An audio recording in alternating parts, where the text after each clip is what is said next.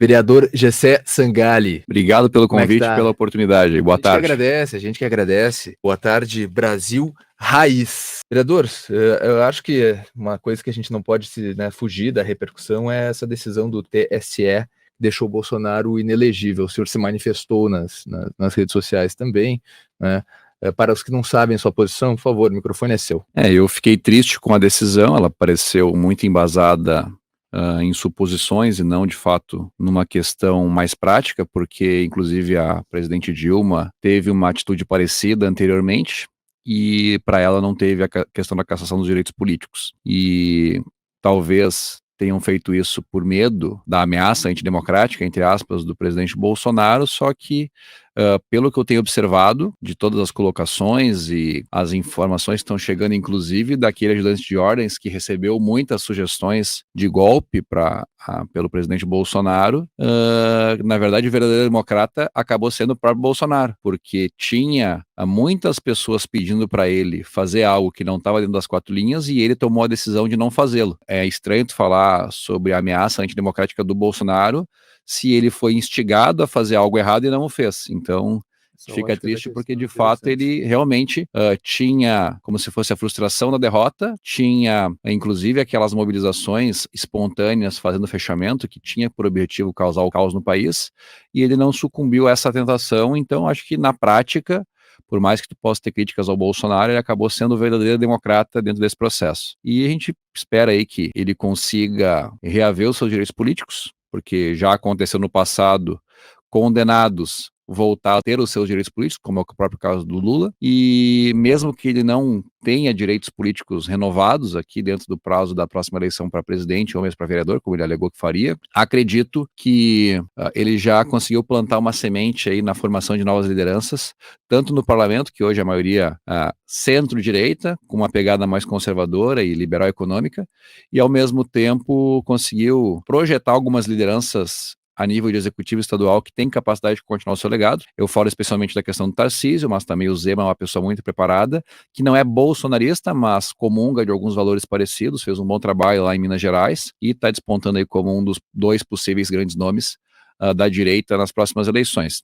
Eu até fico triste que o Tarcísio tenha que talvez acelerar o processo para vir se candidatar a presidente, porque eu acho que ele seria muito bom como 8 anos governador do estado de São Paulo, mas se for necessário esse chamado, tenho certeza que ele vai assumir a missão, e se o Bolsonaro colocar o braço, a mão no ombro dele, tenho certeza que aqueles eleitores mais conservadores que seguem o Bolsonaro, que aprenderam a gostar de política por conta desse renascimento do direito, vão seguir. E, na minha opinião, se eu pudesse dar uma sugestão, colocaria a Michelle de vice, porque conseguiria fazer essa parceria e deixar claro que, na verdade, a direita tem aí possibilidade de continuar prosperando. E eu, na minha opinião, esses dias eu estava ouvindo que a política ela tem deixado de ser fisiológica e tem se tornado cada vez mais ideológica. E eu acho que essa virada de chave que nós tivemos na sociedade nos últimos tempos, com as pessoas não somente se preocupando com política, mas se interessando e pesquisando sobre política, acabou mudando a perspectiva do próprio posicionamento dos políticos no futuro. Hoje em dia, tu vê parlamentares que defendem bandeiras, causas intangíveis, terem muito mais sucesso e projeção eleitoral do que aqueles que de fato entregam serviços ou fazem acordos políticos para conseguir resolver problemas sociais legítimos. Então essa virada de chave eu acho que vai ser uma mudança permanente no espectro político do país, e imagino que vai permanecer essa questão de as pessoas cada vez mais preocupadas, buscando conhecer um pouco mais do trabalho das pessoas que eu represento. E o Marcelo Pereira, ele envia aqui a sua mensagem, diz parabéns, Gessé, melhor vereador, concordei 100% com sua explanação em relação ao cenário político. Também o Cássio de Pelotas, ele participa, quem também aparece no WhatsApp. São muitos, hein? Acho que eu não vou conseguir ler todos. A Marise, ela pergunta, Guilherme, falando ao Guilherme Baumhart, aqui o nosso chefe Guilherme, quem é esta pessoa? Marise, eu me chamo Marcel Orovitz, sou repórter aqui da Rádio Guaíba, tudo bem? Agora estamos apresentados. Seguimos a dona Neiva, dona Neiva se manifesta sempre com posições firmes, ela diz que a política é uma verdadeira droga. Dona Neiva, a questão, né, das paixões políticas, mas o vereador, quando eu conheci o senhor, ali, idos, 2017, o senhor já era vereador, mas em Viamão. Sim. Né? E realmente fazendo um trabalho muito próximo ali, a população cimentando ruas e também levando a população para fazer atividades. Por exemplo, nunca vou esquecer uma vez que fizemos sim, aquela caminhada lá no topo do morro lá. Ali foi na agronomia isso. Nós saímos do campus do Vale da Urgues e subimos o topo do Morro Santana. E eu era um dos 70, que estava talvez mais, tinha muita gente, senhores e senhoras Aquele de dia idade. Lá foi o dia com maior presença, deu 450. Nossa, eu tenho a foto até hoje. Aquilo ali foi uma coisa surreal, 450 pessoas, imagina o ouvinte, 450 pessoas, subindo o morro, no meio do mato, pulando o rio, pessoas de idade, inclusive. Sim, até foi imprudente de tantas pessoas que tinha, né? Eu não imaginava que ia ter tanta repercussão. Foi gigante aquilo ali, e eu cheguei naquele evento porque me falaram, olha, vai ter aí uma escalada aí do morro, uma caminhada, achei interessante, tá, vamos participar. Cheguei lá, estava o vereador Gessé Sangalha, na época vereador de Viamão, fazendo todo esse evento, e essa parte, essa proximidade com as pessoas, também a prestação de serviço é algo que me interessa. Eu falava com o Leandro que eu gosto de fazer esse Boa Tarde Brasil mais raiz, né? Ontem fizemos aí um programa bastante teórico, mas eu falei para ele, eu procuro também a prestação de serviços, e o Leandro disse, então o Gessé é o cara para a gente conversar, porque ele tem a parte teórica, mas também bastante presente essa prestação de serviço, e acho que o projeto que representa isso é este que vincula, né, o CPF à conta de luz, tem sim. mais também, né? Explica mais esse projeto aprovado. Né? Do DEMAI, o que acontece? Eu costumo dizer que tem alguns vereadores que são aqueles vereadores que fazem pautas como se fossem não efetivas, assim. Tem pessoas que têm aí 500 projetos de lei, só que 490 é nome de rua. E vamos ser sinceros, nome de rua é importante. Quem mora numa rua sem nome sabe o quanto isso acaba impactando a sua vida.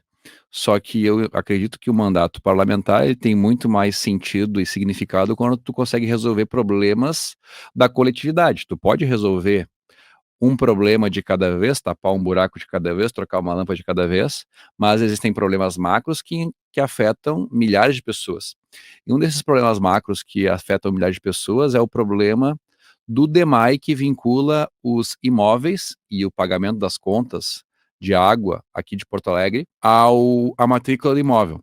E isso gera vários problemas, alguns lógicos e alguns não lógicos. Os principais problemas lógicos que são criados em função da vinculação da conta de água ao imóvel é que a água acaba virando uma espécie de tributo municipal, porque, inclusive, quando nós fomos fazer a votação de transferir a titularidade para o CPF e CNPJ, retirando a obrigatoriedade de ser na matrícula do imóvel, a esquerda ultra-radical de Porto Alegre foi contra.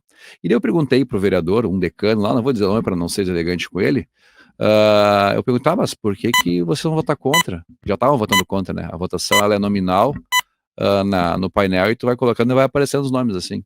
Daí a esquerda começou a votar contra e perguntava, mas por que tá votando contra, cara? Não faz sentido, esse projeto é bom para todo mundo.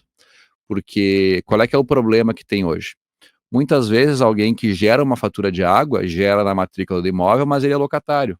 Ou ele gera uma matrícula de imóvel e ele vende o imóvel sem comunicar ao comprador que existe aquela dívida de água.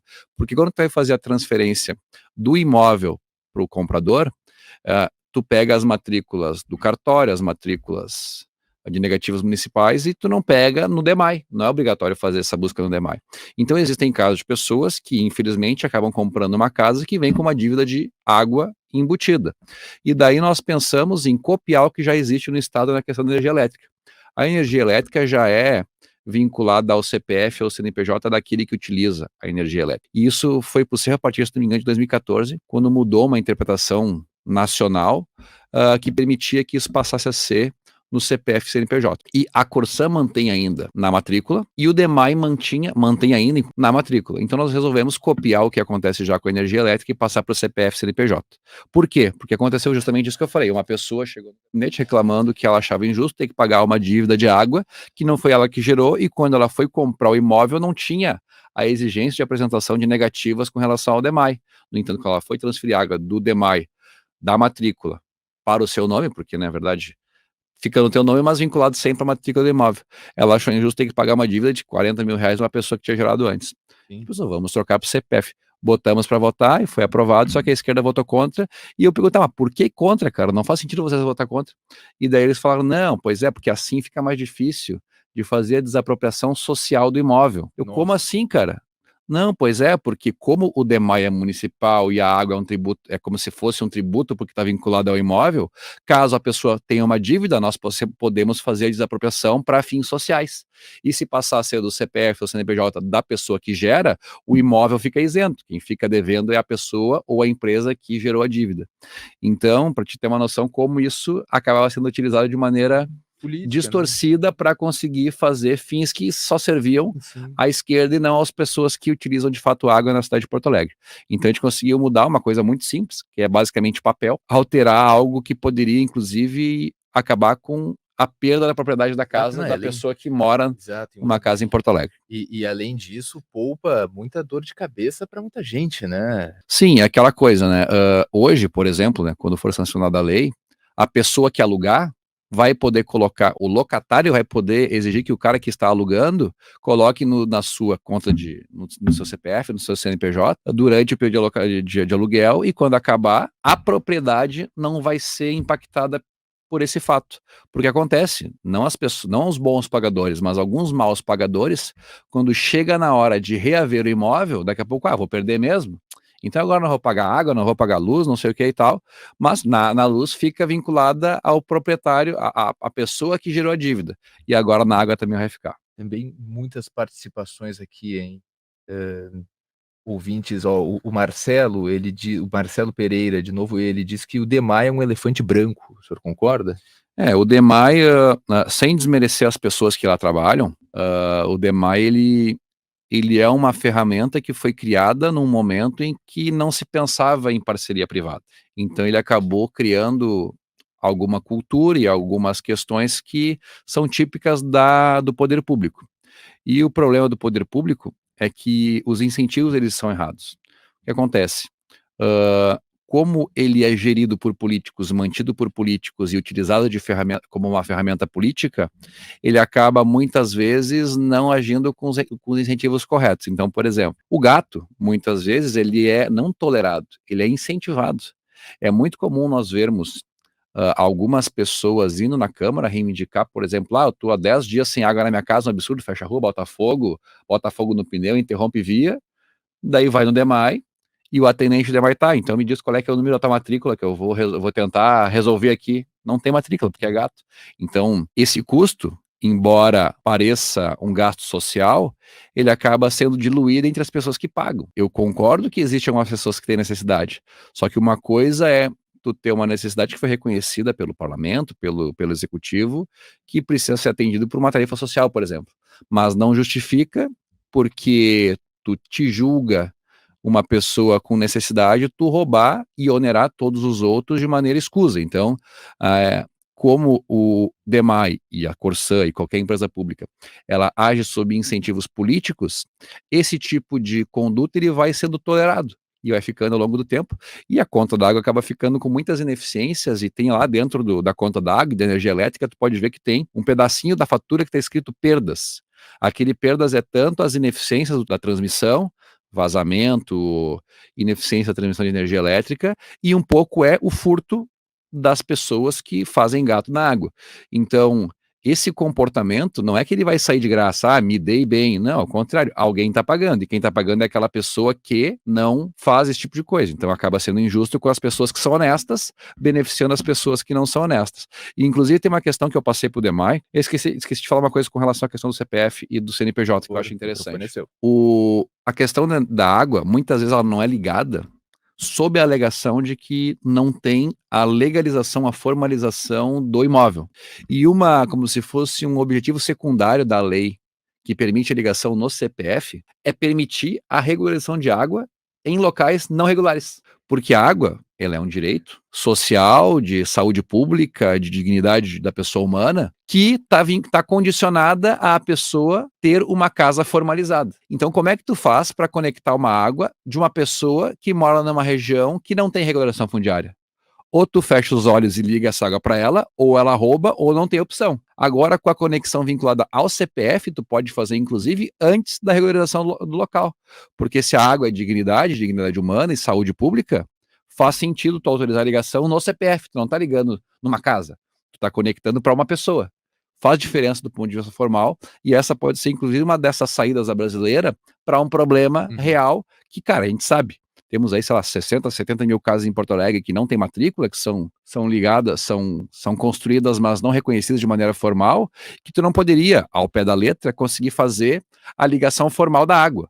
Agora, com essa regra, o gestor não vai correr o risco de ser como se fosse responsabilizado pela ligação, porque ele não está ligando numa casa irregular, ele está ligando numa pessoa. Tem uma diferença do ponto de vista formal, Sem né? dúvida. Não, eu não estou deixando de ligar para... Eu não estou ligando numa casa irregular, eu estou ligando numa pessoa que precisa e, obviamente, tem direito. E tem ouvinte falando sobre a questão da Corsan, não é, que abordamos no início do bloco, este parecer aí da Procuradoria do Ministério Público de Contas, da suspensão da venda, né, parecer favorável à suspensão da venda da Corsan. Aqui o Walter Sandro, ele diz sobre a Corsan: Eduardo Leite, diz o Walter Sandro, está precisando de dinheiro por trás da venda. O Marcelo Pereira, ele questiona se o problema é a transparência. Sim, é isso que o advogado, o Manuel Neubart. Então é justamente isso que o advogado do Senge, o Manuel Neubart, segundo o José Matos, é assim que pronuncia, ele está aí expondo, né, esta falta de transparência no preço de venda da Corsan. Não, até sobre essa questão da Corsan, por favor, vereador, pedi para o meu jurídico fazer um projeto que pode ser replicado em todas as cidades do Rio Grande do Sul, fazendo com que a água no município possa vir a ser cobrada no CPF e no CNPJ e não somente na matrícula. Por quê? Porque, embora a Corsan seja uma empresa estadual, a concessão da Corsan ela é municipal. A Corsan, por isso que tu pode ter DEMAI e empresas municipais de água, porque a água, entre aspas, ela não é de propriedade do Estado, ela é de propriedade do município. E o município pode ter uma empresa própria para essa gestão, ela pode terceirizar, passar para a indústria privada ou fazer essa contratualização com a Corsan. Então, os vereadores que quiserem replicar esse projeto na sua cidade, podem pedir para nós no WhatsApp que a gente encaminha esse projeto, que pode se replicar em todas as cidades. Inclusive, teve um deputado estadual de Rondônia, olha só, que me pediu o projeto para replicar lá, porque eles também passam por esse problema lá naquele estado. E muitos guaibeiros também em Rondônia, a gente sabe, eles mandam mensagem o tempo todo. Também a Neiva, ela que não é de Rondônia, mas é de Piratini, no sul aqui do estado, ela pergunta se eu vou continuar só à tarde, pergunta a Neiva. Dona Neiva, né, para quem não sabe, eu apresento ainda, enfim, eu faço o que a Guaíba me pede para fazer, né, eu sou um funcionário presente aí para sempre ajudar a empresa. Então eu estava apresentando Bom Dia, vereador, programa Arrancada da rádio, e a Dona Neiva... Começa às 7? Começa às 5h30 da manhã. Ah, bom. A Dona Neiva, desde cedo, sintonizada na Rádio Guaíba, ouvindo os melhores sons, né? Cortesia do Pepão, da mesa de som ali. Já começamos o dia com Roberto Carlos, Tony Tornado, Elza Soares, enfim, só música brasileira de altíssima qualidade, vereador. Eu falava com o vereador Gessé Sangalli no intervalo sobre uma questão do aeroporto que afeta a vida de muita gente. As pessoas não têm a noção, né, de por que os voos cancelam, atrasam. Exponha esta questão, é uma denúncia, na verdade. Sim, não é? Bom, o que acontece? Eu recentemente estava intrigado com a questão da alta taxa de atrasos que nós temos no aeroporto de Porto Alegre em função da neblina. E como meu pai ele era aeronauta, muitos anos trabalhou na Varig, um tempo na TAP e agora trabalha aqui numa empresa que trabalha com mecânica de aviação, ainda aqui no aeroporto de Porto Alegre, eu sempre me informei de maneira como se fosse informal sobre a questão das dificuldades na questão do sistema de localização que tem em todos os aeroportos e tem aqui no Salgado Filho. E eu imaginei que se nós melhorássemos o sistema de localização aqui de Porto Alegre, que tem vários sistemas, tem o CAT1, CAT2, CAT3, aqui em Porto Alegre é o CAT2, isso poderia ajudar a diminuir o problema dos atrasos em condições de neblina que nós vemos aí muitas vezes durante o inverno aqui em Porto Alegre. E para isso, para tentar solucionar essa questão, eu pedi para a deputada Anne Ortiz fazer uma reunião com a ANAC, onde eu pudesse me fazer presente, e nós discutirmos a questão do melhoramento do sistema de localização de aeronaves aqui do Aeroporto Salgado Filho. E a ANAC nos recebeu semana passada para falar sobre esse tema.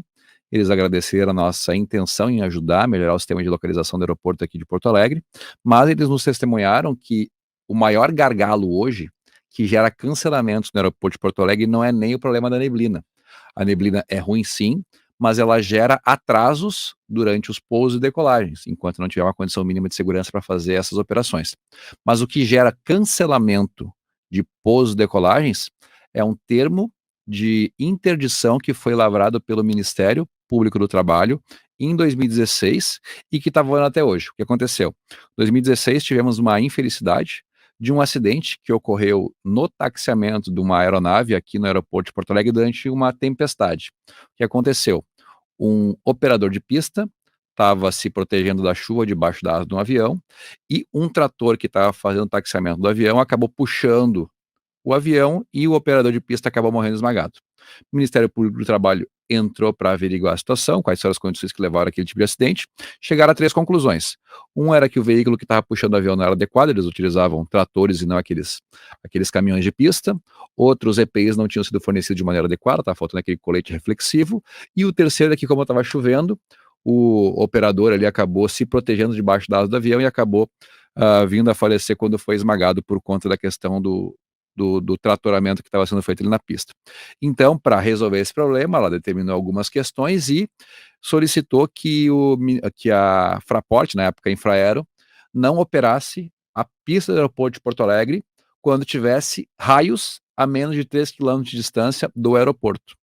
E isso a ANAC nos confidenciou que é algo que gera problemas aqui em Porto Alegre. Por quê? Porque toda vez que tem um raio a menos de 3 quilômetros de distância do aeroporto, os voos, não é que eles vão ser adiados, eles vão ser cancelados. E se tu teve algum cancelamento de voo nos últimos meses, provavelmente não foi por causa da neblina, foi por causa da questão de algum raio que estava se avizinhando na região ali do aeroporto. Isso só vale no aeroporto de Porto Só Alegre. vale no aeroporto de Porto Alegre. Qual é que era a reivindicação da ANAC? Nessa reunião que nós fizemos, eu, a Anne e eles.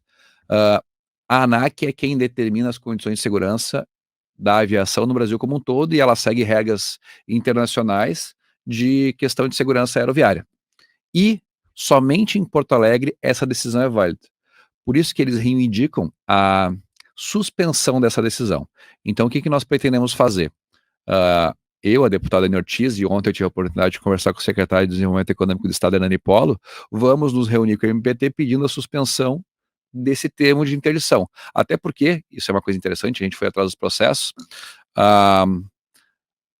o Ministério Público do Trabalho entrou com ações trabalhistas, pedindo que esse termo de interdição fosse transformado em uma ação liminar. Entraram com uma ação judicial e queriam que fosse dada uma liminar confirmando essas reivindicações. E a Justiça do Trabalho confirmou 2. A questão da troca do trator para aquele trator, tirando o trator e transformando em caminhão de pista, e o correto fornecimento de EPI para os trabalhadores que trabalham no aeroporto. Ele não deu liminar para a questão da interdição dos voos e cancelamento de voos quando tem raio a menos de 3 quilômetros. Mas também, como não foi objeto da solicitação, não fez a suspensão da decisão. Então temos hoje o aeroporto de Porto Alegre cancelamentos pela questão meteorológica, não por uma questão técnica, mas por uma questão de um termo de interdição do Ministério Público do Trabalho que está valendo até hoje, e a gente gostaria que pudesse ser revisto porque não faz sentido do ponto de vista de segurança, não é previsto nenhum aeroporto do país e não segue nenhuma regra de cunho internacional com relação à questão aeronáutica. O que chama atenção é que não é uma ordem judicial, não é? É uma decisão do próprio Ministério do Trabalho. E se tu for para pensar, basta o próprio fiscal do trabalho ou o próprio Ministério Público do Trabalho suspender. E por que a Fraport não, como se fosse peita essa decisão? Porque teve a tentativa de liminar e não foi conseguida liminar em cima disso. Teoricamente, qualquer advogado diria, se a liminar não concedeu e não foi julgado no mérito, desde 2016 até agora, não faz mais sentido. Só que, como a Fraport ela tem uma concessão, e diz lá, dentre as questões da concessão, que ela não pode descumprir as regras legais e ordens dos órgãos públicos competentes, ela não quer como se fosse peitar essa decisão do Ministério Público do Trabalho. Então, cabe nós, representantes eleitos, aí, junto de uma comitiva da Secretaria de Economia do Estado e também do município, fazer essa representação do Ministério Público do Trabalho para tentar rever essa decisão. Eu já havia lhe comentado no intervalo, o vereador Cláudio Pereira, ele diz que o seu trabalho é muito bom, colabora muito no Passo da Areia, aqui na capital. E justamente eu queria voltar à tona esse assunto da sua proximidade com as pessoas, porque eu definitivamente sou um jornalista da prestação de serviços. O senhor, acredito, também seja um vereador com esse mote, né? Então, como é que está o seu trabalho junto aos bairros? O senhor, quando lhe conheci, era um líder de bairro, líder comunitário praticamente. Mantém essa vertente ainda no seu trabalho? Sim, o que acontece? É muito complexo, na verdade, se tu for para pensar, ser vereador. Porque o que as pessoas esperam dos representantes são entregas, se tu for para pensar. Só que as atribuições de um vereador não são entregas. É a fiscalização, a legislação, coisa nesse sentido. E para te conseguir fazer entregas, ou tu precisa ter um alinhamento com o executivo, para conseguir fazer algum tipo de intervenção que seja de interesse social, mas vinculado aos interesses que representam o teu mandato, ou tu tem que ter algum tipo de trabalho voluntário, alguma ONG, algum tipo de atividade que tu possa fazer uma ação direta com a participação das pessoas. E eu tenho essa questão dessa ação direta com a participação das pessoas, que eu costumo fazer através, por exemplo, do projeto Concreta Beco. A gente pega moradores de ruas precárias da cidade, ruas periféricas de região com grande dificuldade de acesso, geralmente becos, por isso que o nome é Concreta Beco, e a gente envolve os moradores para que eles, juntos de nós, façam a mudança no seu espaço. Óbvio que eu contribuo com o recurso, com o material, com a experiência, com o conhecimento, mas eu não faço isso sem a participação das pessoas. Por quê? Primeiro que quando a pessoa acha que eu vou lá dar de graça para ela, sem ter a contraprestação de trabalho, eu falo, ó, cara, se tu quer que seja feito por alguém que não nós, então do outro lado tu fala com a prefeitura. Porque, entre aspas, a obrigação seria da prefeitura. Só que nós sabemos que a prefeitura muitas vezes não vai fazer. Por que ela não vai fazer? não é só falta de boa vontade. Muitas vezes é que o local onde se espera fazer essa ação social, essa ação comunitária, ou ela está em disputa judicial, ou está em algum tipo de disputa de risco por causa da questão do tráfego, uma coisa nesse sentido, que a prefeitura daqui a pouco não vai fazer. É óbvio que ela não vai acabar fazendo. E daí, o que eu sempre falo aos moradores é, ou nós fazemos agora, ou nós esperamos a prefeitura. O que vocês querem que a gente faça? Geralmente as pessoas falam que querem fazer elas próprias. E a gente vai lá, leva o conhecimento, inclusive, nós começamos sábado último Concreta Beco, e a nossa intenção é acabar no próximo sábado. Porque tem toda a preparação do terreno, questão de deslocar a água de modo que ela possa escorrer durante a chuva intensa por um determinado local que não vai afetar ninguém que possa entrar na boca de lobo, só que está se avizinhando um novo ciclone aqui em Porto Alegre, sexta e sábado. A gente está tentando adiantar esse processo agora para amanhã, então talvez amanhã lá pela 6 da tarde a gente consiga fazer esse trabalho. Mas é algo que é desafiador e acaba envolvendo as pessoas. Eu não costumo falar isso da boca para fora. As pessoas, de fato, quando ajudam, ficam inclusive gratas por terem ajudado, porque elas fazem parte e elas se sentem até pertencentes à modificação que elas ajudaram a contribuir. Sem dúvida, vereador Gessé Sangalli, 2 horas e 58 minutos. O senhor volta, tá, em outra oportunidade, por favor, faltou ainda muitos temas. Não, vamos dar, estamos junto e espero outras oportunidades.